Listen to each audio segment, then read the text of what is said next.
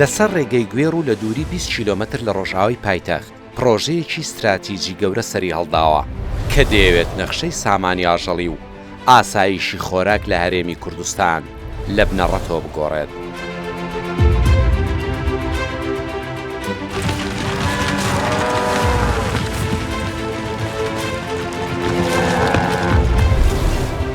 پرۆژەی مێگەل بە سەرمای 100 ملیۆن دۆلار و لە سەرڕوبەری 1 ملیۆن مەتر دووجا تەنیاوە بەرهێنانێک نییە، بەڵکو سەرەتای شۆڕشێکە لە کردی کشت و کاڵیدا.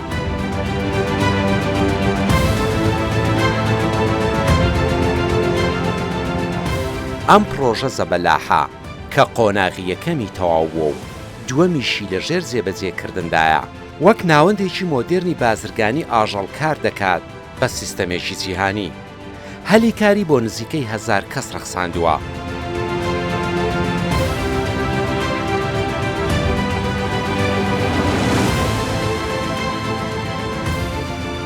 مێگەل بە سەربڕخانە تەکنەلۆژیاییەکەیەوە کە توانای ئامادەکردنی 3500 ئاژەڵی لە ڕۆژێکدا هەیە، بەڵێنی سەردەمێکی نوێ بۆ پیشەسازی گۆشت لە کوردستان دەدات.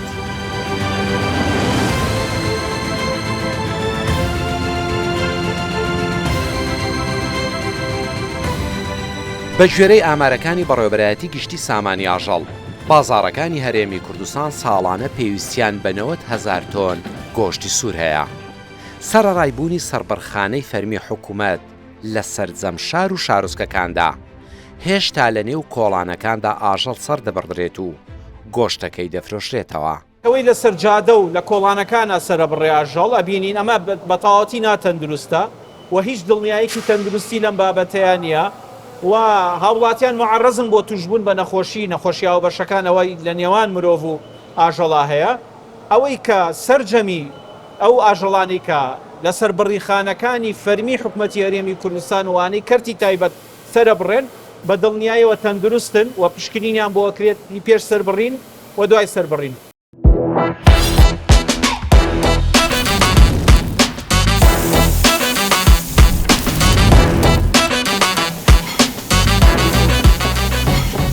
خەڵکی هەرێمی کوردستان بە گشتی حەزیان لە خواردنی گۆشتە. ڕۆژانە سەدان ڕێستۆران 24 کاتژێر لە خزمەتدان و ئەو خواردنانەی ئامادەی دەکەن کە یان پێکاتە سەرەکیەکەیان گۆشتە یان بە تەواوی لە گۆشت دروستکراون. کاتێک سەردانی هەر ڕێستۆران تێک دەکەیت، شێف و کارمەندانی بە پارچەکردن، برژاندن یان قوڵاندنی گۆشتەوە سەرقاڵن.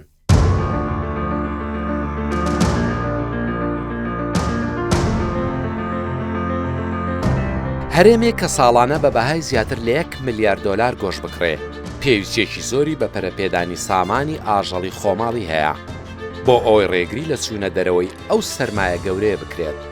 دامەزراندنی پرۆژەی گەورەی ئاژەڵداری و پاڵپشتیکردنی ئاژەڵدارە خۆجێیەکان دەبێتە بنەمایەکی سەرەکی بۆ کەمکردنەوەی ئەم خەرجیە و بەهێزکردنی ئابووری نیشتیمان.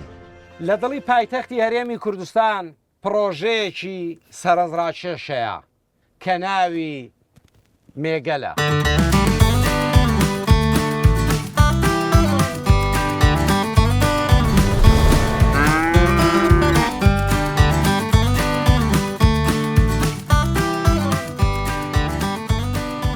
لە یەک شوێندا مەیدانی ئاژەڵ و خاوەن مۆدێرنترین سەربەرخانەن بۆ ئەوەی گۆشتێکی تەندروست و سەلامەت بگاتە بازاڕ و ماڵی هاونیشتیمانیان لە توانایاندایە ڕۆژانە 3500 سەر ئاژەڵ سەر ببڕن.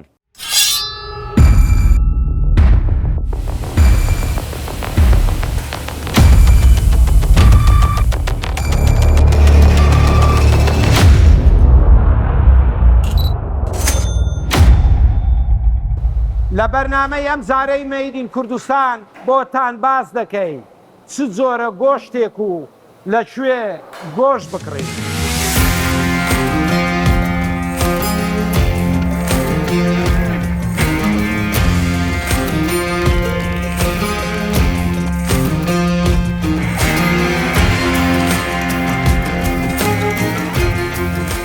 لەسەر ڕوبەر 1 ملیۆن مەتر دووجا بە دروستکردنی 259 هۆڵی ئاژەڵی و 107 مەیدانی کڕین و فرۆشتن شوێنی 50,000 سەر ئاژەڵ کراوەتەوە. هەموو کەسێک مافی مامەڵەکردنی لە مەیدانەکەدا هەیە و دەتوانێت دوکان و هۆڵی ئاژەڵی بەکرێ بگرێت یان بیان کڕێت.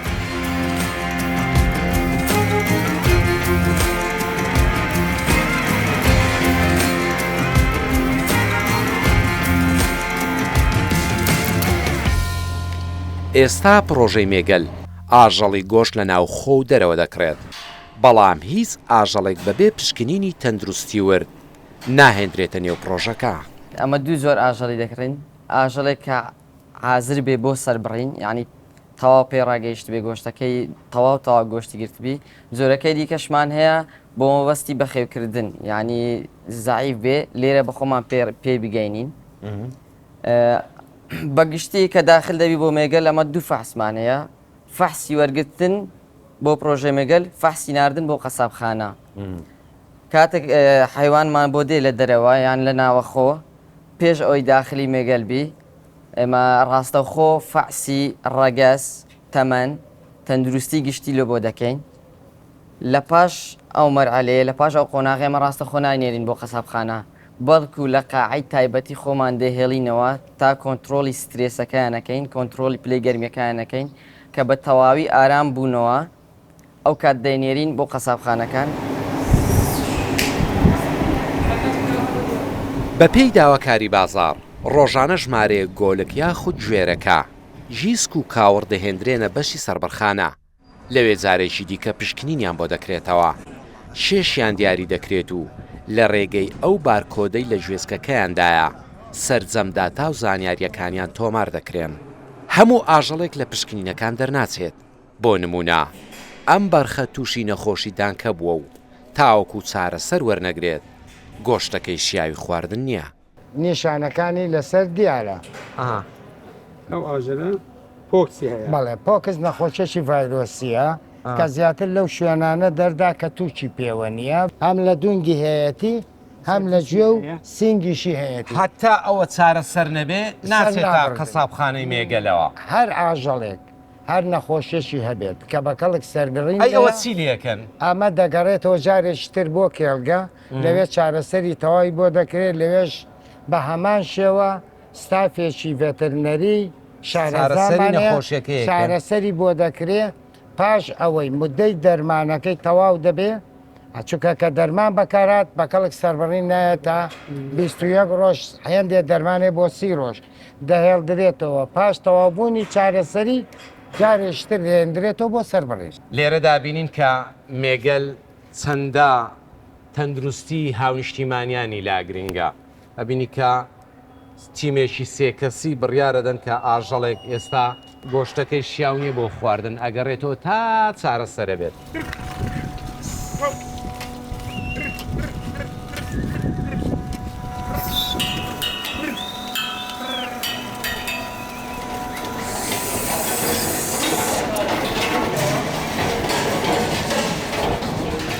ئەو ئاژەڵانەی کە کێشەی تەندروستیان نێوتیمی پزیشکی بڕیاری سەربڕینیان دەدات بۆ ماوەی 12 کاژێر لە پادۆکێکدا دەیهەڵدرێنەوە و تەنیا ئاویان پێدەدرێت. ئەم ماوەیە بۆ ئەوەیە سترێسی ئاژەڵەکە نەمێنێت، دواتر خۆی بەپێی خۆی بەرە و سەربڕخانە بەڕێ دەکەوێت.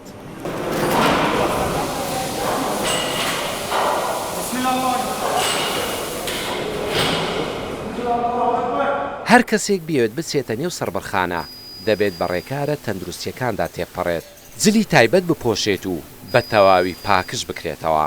هەموو ڕۆژێک هەسابەکانی مێگەل بە جلوبەرگێکی پاک و خاوێن و نوێ و ڕشێنرا و بە چەندین زۆر دەرمان بۆ ئەوەی ئەوانە هەڵگری هیچ ڤایرۆسێک نەبن لە نێو قەسابخانەدا.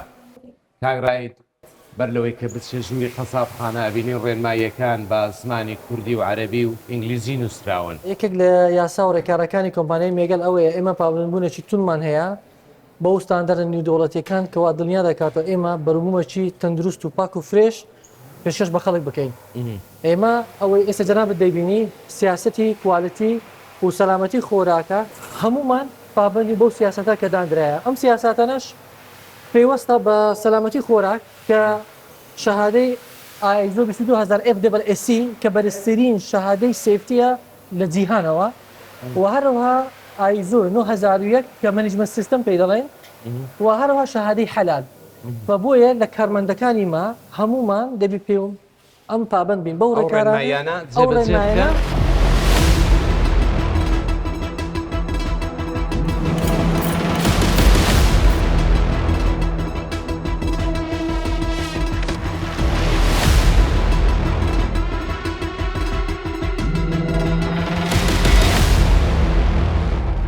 پێش دەستپێکردنی پرۆسەی سەربڕین دیوارەکان کەشی ناو سەربڕخانە ئامێر و کەرستەکان بە وردی دەپشکێنرێن تاوەکو تاقیگە ڕەزامەندی دەستپێکردن نەدات هیچ کارێک ئەنجام نادرێت پاسی ئاو دەکەین ئەوەی بەکار دێنن لە بۆ گۆشتخا پێخاوینکردنەوە فاسی هەواکەی دەکەین ئەوەی لەناو سەربڕخانەدا هەیە ئەو هەوای کە لەوێ هەیە فحسەکانمان دەکەین بێژگە لەوێ دیوار بیتن ئارد بیتن چاقۆ بە ئام چاقۆەکانی قەسابەکان تاک بەتاب فعاز دەکردن هەفتانە جلوبەرگی قەسابەکان فعاز دەکەن پێشەوەی داخل ببن دەستەکانیان فعاز دەکرێتن کە بە تاو دڵنیا دەبین ئەو قەسابە گونجاوە بڕوتە ناو سەربڕخانەی ڕێگە پێدەین.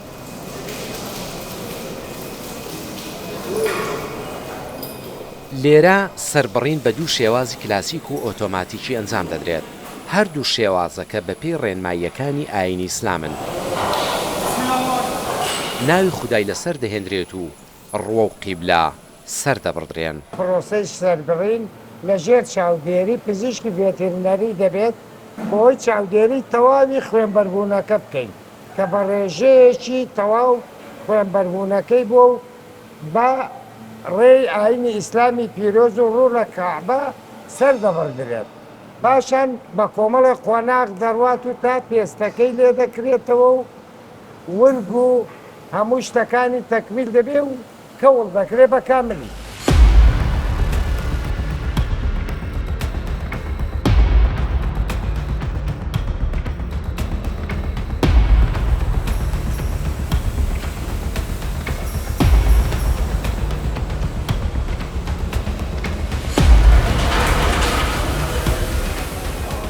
ژمارەیە قەساب لە سەربڕخانەکەدا کار دەکەن و هەر یەکێکیان ئەرکێکی دیاریکراوی لە ئەستۆیە نوێترین ئامێر و تەکنەلۆژیای سەربڕین و پارچەکردن بەکاردەهێنرێن بۆ ئەوی پرۆسەکە بە خێرایی و خاوێنی بەڕێوە بچێت تەنانەت ئامێریان هەیە بۆ پاکردنەوەی ئەو بەشانەی گۆشتەکە کە زیانیان بۆ تەندروستی مرۆڤ هەیە ئەو ئامێرە بۆ پاکردنەوەی لاشەکەیە بە کاملی لە عێراقدا تاکە سەربڕخانە ئێمە بەکاری دێنین بۆی هەرچی پیسایەکە بێت لەسەر ئاژەڵەکە بەواسطەی ئەو ڤاکیۆمە سەحبی دەکاتە ناو جیازەکە و دوایی ئێمە فڕێدەین. ئەبینم کە دەمارە گەورەکان ئەو عەبل شۆکۆوانەشی پێ ئەمە حەبلی شەوکی دەرکەپەتکە کە نێرپی پێ دەڵێن بە کاملی ئەوە دەردێنێتە دەرەوە شوێنەکەی پاک دەکاتەوە بێ لەوی ئێسکەکانیش بە کاملی پێ پاک دەکەینەوە.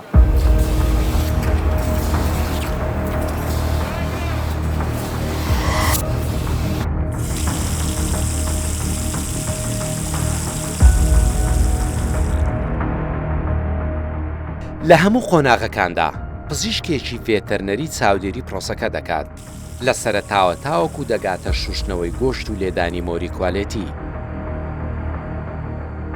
بۆ دڵنیابوون لەوەی گۆشتێکی سەلامەت و بێگەر ڕەوانەی بازاڕ دەکرێت جگە لە پزیشکەکانی پرۆژەکە وەزارەتی کشت و کاڵیش چاودێری پرۆسەکە دەکات ئەمە گۆشتێکی تەندروستە بەو قۆناغانەی کە مێگەل گۆشتە نێرێتە بازار بەڵێ بە دڵنیاییەوە مێگەل یەکێکە لە پرۆژە گرنگ و استراتیجیەکان لە هەرێمی کوردستان کە لە ماوەی دەست بەکاربوونی کابینی نوێی حکوومەتی هەرێمی کوردستان ئەم پرۆژەیە دامەزرا لە ڕووی تەندروستیەوە گۆشتێکی تەندروست و ساغڵەم و بە کوالێتیەکی بەرز کە بە پێی ستاندەردە جیهانیەکان بەرهەم دێت و هەموو قۆناغەکانی پێویست بۆ دەستکەوتنی گۆشتێکی ساغڵەم لە پرۆژەی مێگەل ئەنجام بدرێت.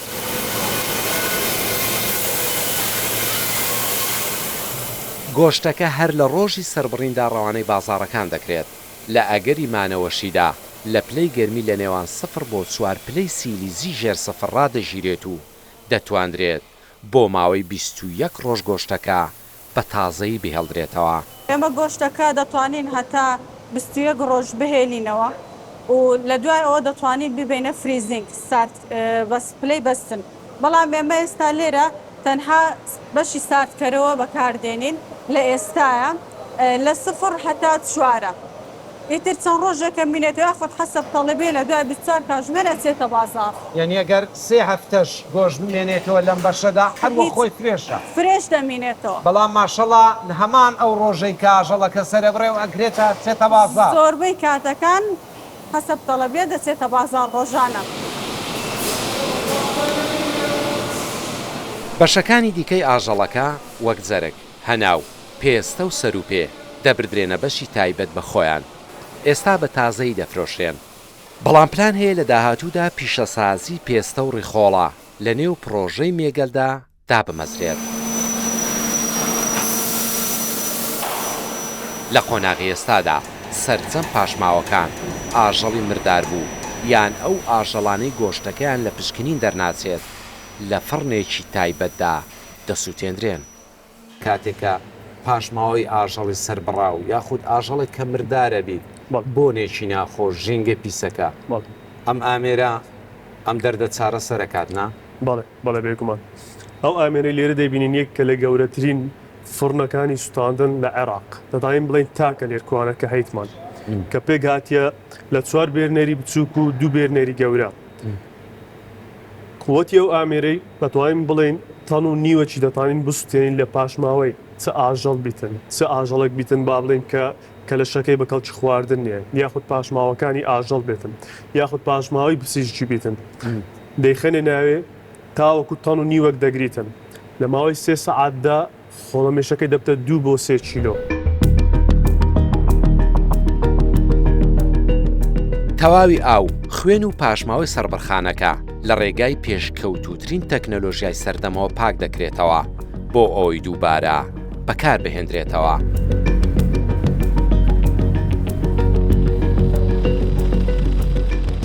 ئەمە گەورەترین سیستەمی پاکەرەوەی لە سەراسی عێراق و کێچوەکەی 3 ملیۆن دۆلارە. جگە لە دانانی دەیان فلتەر زۆرێک لە بەکتریای تایبەتیش بەکاردەهێنرێت بۆ ئەوی پرۆسەی خاوێنکردنەوەی ئاوە پیسەکە خێراتر بکات.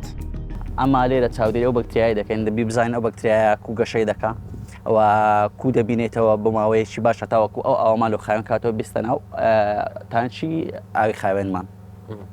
ئەو پرۆژەیەکی زەخمە دەوروبەری تقریبان 3 ملیۆن دۆلار شتێک چوە وەیستوەتەر خۆشتان دەزانن مەساعاتی باشی داگیر کردووە و یەکێکە لە هەرە بەشەکانی ئەو پرۆژەی مێگەڵی کە لە بۆ پاکردنەوەی ئەو ئاوە پیسەیە دێتەوە ئێرە و دەکرێتەوە ئاوی خاوێن. ئەو ئاوی خاوێنەش لە بۆ زۆر مەبەست لێرە بەکاردێتەوە یەکەمی شتیان لە بۆ خاوێنکردنەوەی ئەو شەقامانە یعنی ئەوانەی پشتەوەمان دووەمیان لە بۆ ئاودانکردن ئەو شتانەش زۆر بەکاردێتەوە.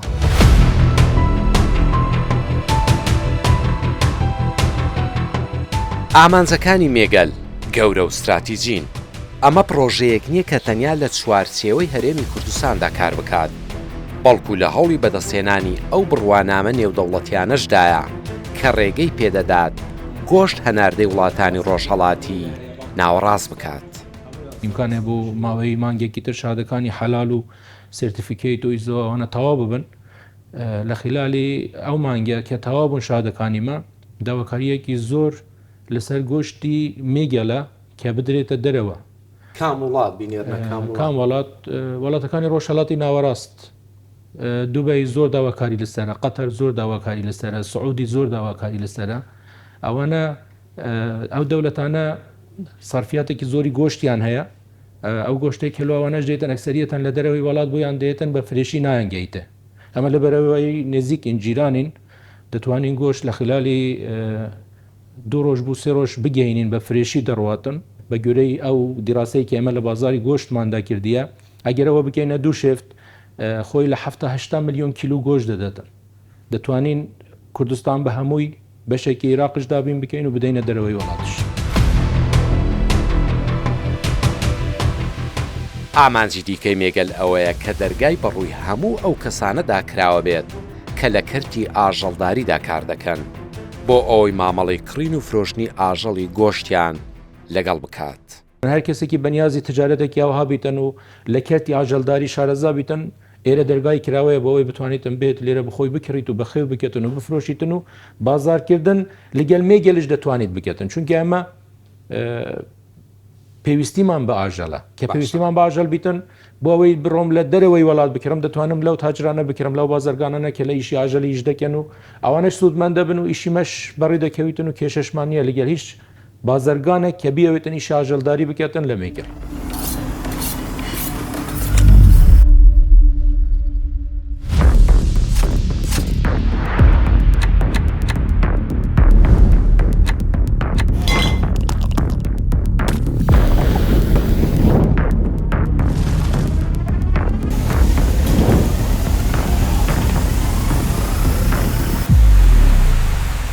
ڕۆژانە گۆشت لە پرۆژەی مێگەلەوە بۆ ژمارەیەک چێشتخانە دەگوازرێتەوە. شێفەکانی چێشتخانەی هێرۆر لە هەولێر بە بەکارهێنانی گۆشتێکی تازە و خۆماڵی چەندین زۆر خواردن ئامادە دەکەن. پێش پرۆژەی مێگەل گۆشت بەو کوالێتی و خێرایە بە چێشتخانەکە نەدەگەیشت. گۆشتە فرێشە گۆشتێکە لە دیف حەزامەیە لە هەرۆر مە ستانداردێتین بۆ کڕینا گۆشتی ئەو ستانداردێک و ئەم کارتینین المێگل هەمی پەیدا بیت چونکە گۆشت سەراحەت طامە دیارە ینی هەر تو بکەلینی بهناوە بخۆراوی تو دێزانی ئەوە چ گۆشت مێگل ستانداردێکی دەنەمە مەسەلەن ئەس بێژم بەرخ لازمە بێژمش 20 کیلو 22 کیلو دەرباس نەبێت ڕۆژێ 20 یان 30 بەرخ یان 40 بەرخ 5 بەرخ هەمی ئەو وەزن ئەو کێش بۆ من نەهێتە ڕەنگە مشەکەل بێت بەرخێ مازن یە 30 کیلو ڕقە گوشتەویە چڕە نایەتە خوارن. لە پارێزگاکانی دهۆک و هەولێر ژمارەیەک شوێنی تایبەت بە فرۆشتنی گۆشتی مێگەل کراونەتەوە و بڕیارە لە سەرجەم شار و شارۆچکەکانی دیکەی هەرێمی کوردستانیشدا بکرێنەوە. بە ئەزمموی 15 هەتا 16 ساڵە قەسابم بەس ئەو پاک و خاوێنی لێرە هەیە و لە کوشتارگایەکە هەیە بەڕاستی نەمبینیوە دەمارە پیساتیە لای ملیە ئەوانە هەمووی لێ دەکرێتەوە و دەشورێتەوە دەستە بەڕات 5 سعات بۆ 6 سعات لە بەڕا دەبێ دیسان پیساتی دووەم دادنێ ئەو جەبار دەکرێت بۆ مەدێ. قۆناغی دووەمی پرۆژەی مێگەل کە لەسەر ڕوبەری 10,000 مەتر دووجا بنیاد دەندرێت تەنیا فراوانکردنی پرۆژەیەک نییە بەڵکو تەواوکردنی دیدگایەکی ستراتیجیە بە دامەزراندنی پیشەسازی قوتوکردنی گۆشت پێستەوڕی خۆڵە. مێگەل لە پرۆژەیەکی پەروەردەکردن و سەربڕینەوە دەبێتە کۆمەڵگایەکی پیشەسازی تەواوکار. ئەم هەنگاوە نەکەر زنجیرەی بەهای بەرهەمە خۆماڵیەکان بەهێزتر دەکات بەڵکو دەرگای نوێ بەڕووی هەناردەکردن و چێبڕشەی بازارە هەرێمیەکاندا دەکاتەوە و ئاسۆی ئابووری وڵات بەنەو قۆناغێکی پێشکەوتوتر دەبات.